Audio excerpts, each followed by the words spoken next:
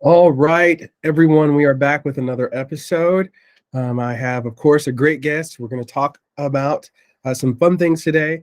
Of course, this is Van, and we're having our ops conversation. How do we run church organizations at a very challenging level, minimal budgets? This podcast really is directed toward folks that are 500 or less in their attendance and how they function. But of course, I believe the information is useful for everyone. But we're going to jump right in right away, get to the meat of the conversation. I'm going to have my guest introduce herself, and then we will get rolling. Oh, yeah. Hello, my name is Simone Felton, and I'm the Executive Administrator at Bethel Community Church in Murfreesboro, Tennessee. I've been working in this role for a little over a year and a half, so I'm still learning the ropes, but I also have a lot of information to share. Come on, I love it. So let us jump into it, Simone. We have a really fun topic today. I think it will resonate with folks almost immediately, even from the title, because I think it's something that we often deal with and really have to figure out how to collectively do this well in order to be good at operations. So our topic today is, what are the biggest mistakes to avoid in church operations? So we're going to look at a couple of different components when it comes to that. But as we think about that question, whether you are just starting out or whether you've been at this for a minute, I think we will all be able to agree that, man, mistakes are part of the game. Trial and error is part of the game. But I think there's also that space where we can learn wisdom from the mistakes of others and go, hey, I don't have to do it that way. And much of what we have for this podcast, the purpose is to help you jump ahead of some of those mistakes that we've made, to learn and to cultivate a strong foundation when it comes to church operations. So first place we're going to attack when we look at the biggest mistakes, we are going to start, of course, because we are church, because we are people of faith, spiritually. Where are the top mistakes that you've made when it comes to the spiritual context of your job in church operations? For me, the biggest mistake that I've made, and I actually just realized and started to see the effects of it recently, is that I pour and I pour and I pour out into so many ministries, and just operations, just events, classes, everything, services, but I never stop to get poured into. Come on. And so even in service, everybody comes to, get the word, get fed, and go home energized, empowered to take on their life. But for me, during the service, I was focused on, is this going right? Are the lights good? Is the worship the way we planned it to be? Or just the little minutia and the background of everything that goes on. So really just trying to, yes, plan as much as I can. But when I'm in service, sitting in the presence, actually worshiping God and not worrying about the lights. Or when I go to classes that I've helped prepare, not focusing on, okay, is everybody signing up? Or just the little things, and being there to receive also from the word, from the teachers, from the worship, and disconnect from the job for just a little bit, so that I too can be spiritually poured into. Yeah, so good. So spot on. I think that's a tension that we constantly are walking out.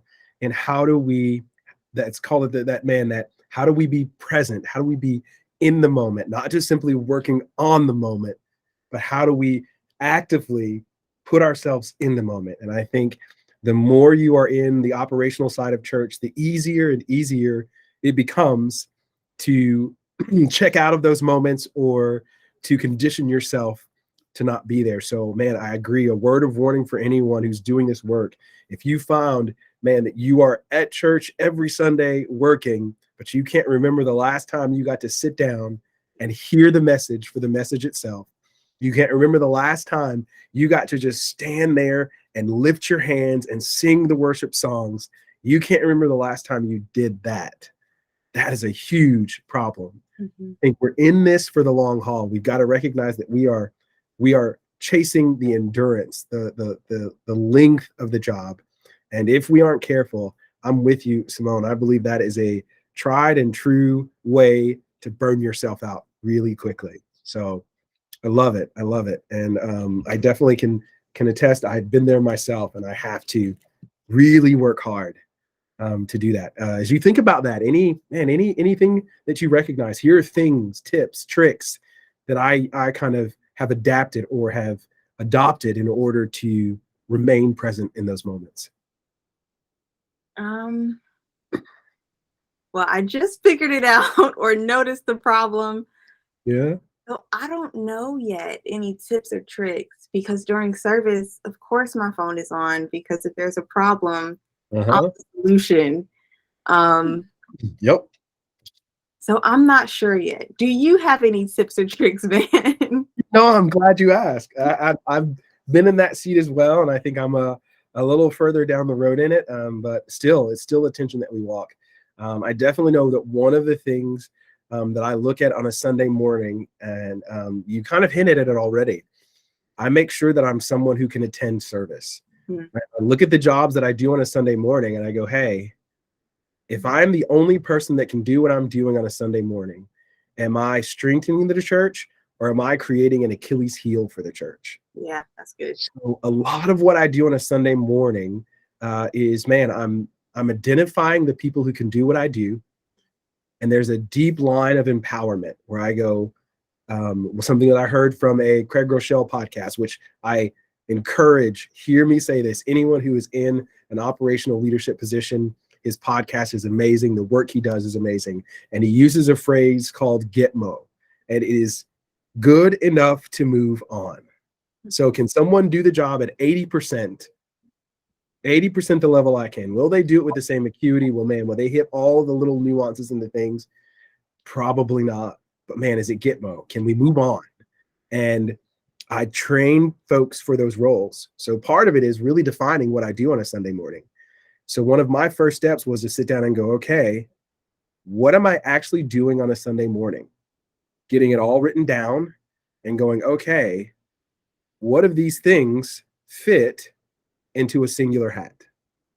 If I were making this a job for someone, what would be outside of the job context and what would be something similar? So one of the things that I often do with you as well, I help manage that service. Are things running on time?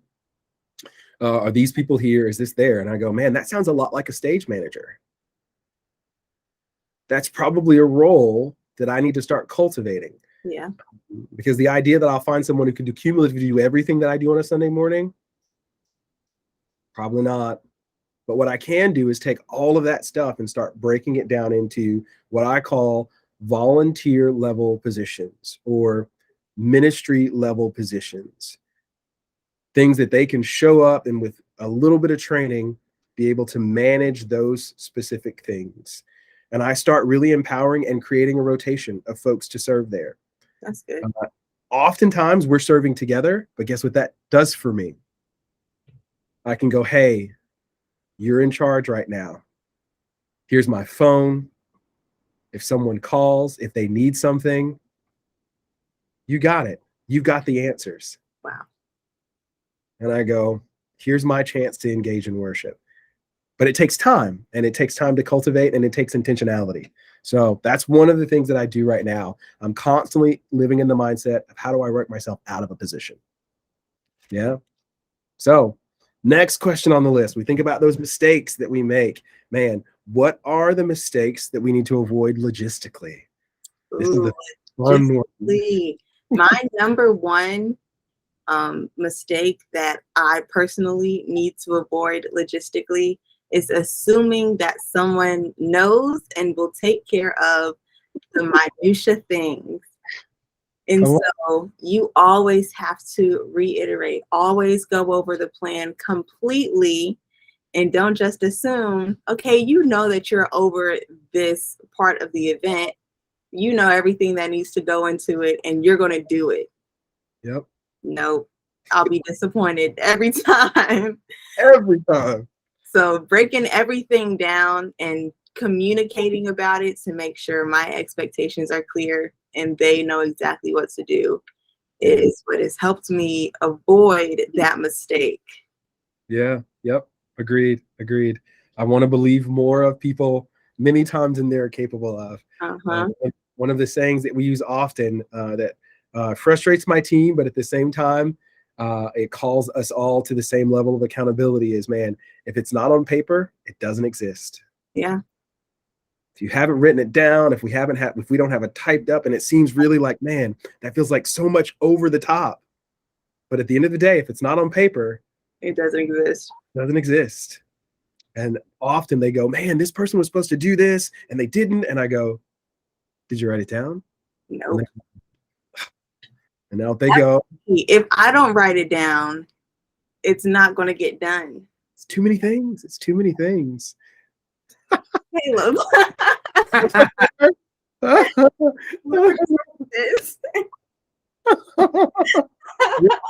You're part of the team. And this will go perfect because we're going to have a podcast shortly that talks about how do you get your work done of all the chaos and distraction. So I think logistically that becomes really a big piece of what we do and how we do it.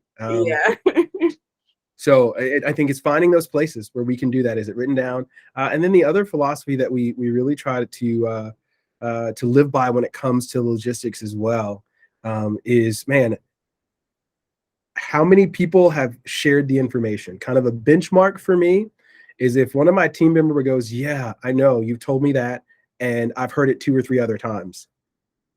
Most context people will go, man, that's really frustrating. People don't think I know how to do my job. But what I challenge my team to hear and think when they hear that is, man, think about the overlap of communication. Yeah. If you've already heard that communication. By the time I get to you, you've already heard that communication 2 or 3 times. What does that really tell us? It tells us that our teams are sharing information. That's good. And when that happens, now it's not just on me. Now I've built a culture of people automatically going, I've got the information. Does everyone else have the information? Now we have a team of people sharing. So I love it. Yes, logistically. All right, last one, running into the last 5-10 minutes, because also I recognize that our ops and administration folks are really busy. So taking a lot of time to listen to something isn't a reality for us. So how do we jam pack as much as we can in? So last question, what are some of the mistakes you have to avoid relationally? This is actually my favorite one. Yeah. And the one I have grown most in and I enjoy thoroughly.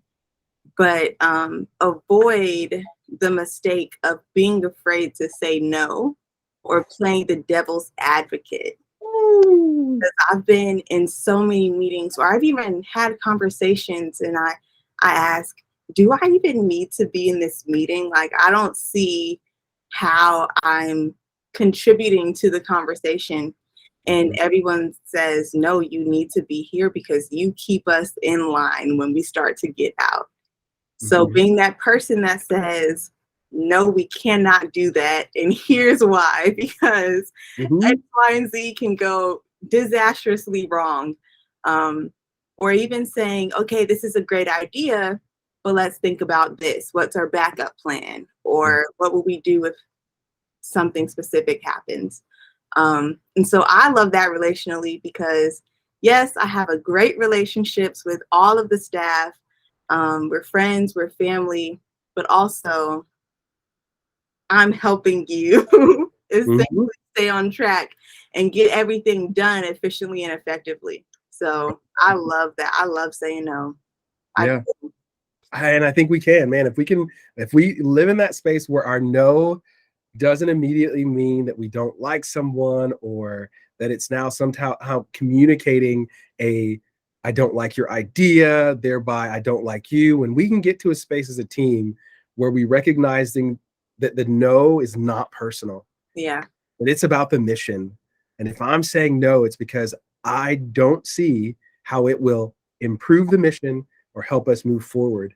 And at the end of the day, as operations teams, as leaders in this area, that's our bag. That's the thing that we're holding. We've got our dreamers on our team. We've got those folks who will get on the stage and create the charisma and the energy that, man, knocks the walls off the space. But at the end of the day, we are the caretakers of that vision. Yeah. We are the folks that need to be in the room for every conversation, not because we may add input to the creative idea, but that we are able to say, Okay, we can make that choice, but here are the costs. Mm-hmm. I want us to count the cost. So often I play that role of devil's advocate, as you mentioned. I wish there was a better name for it, but they're just. I know. In truth, that's one of the callings that we have, especially within ministry, because I often find that is a space where our ideas will quickly run crazy in the focus and the hope of creating kingdom impact, which we all want to do. But one of the things that I think is vital for us to know is that I don't believe that thinking outside of the box is a great way for us to work, because we spend a good deal of time creating things that are just straight crazy. Like there's no mental, physical, possible way that this can happen. But I definitely think and go, hey, when we look at the box, what are our constraints? Asking those questions and beginning to shape ideas that allow us to bend or to manipulate or work outside of those constraints. When we tell someone to think out of the box, they abandon reality. Yep. So I agree with you, man. How do we be those caretakers in a real way? And if we aren't confident in our voice, we can allow things to move forward that we know are not great for the ministry. And I think one of the most challenging relationships that has to be cultivated is being able to tell our pastors, no. Yes. That's so hard. It is, but it's important. So needed. So I think great advice all the way around, Simone. And I think when we think about how we function as operations directors, we have to be willing to take account for not only the relational stuff that matters. We have to take care of the logistics, and I would say hands down, most importantly, we have to take care of the spiritual and making sure that we're avoiding some of these mistakes. So thank you for your time. Thank you for working through interruptions, because that is the life that we live. It is. Folks, so fitting and timely within our context that would happen. So thank you. Look forward to the next one. And for the folks listening, folks watching, be encouraged. You are doing great work, even though sometimes it just doesn't feel like it.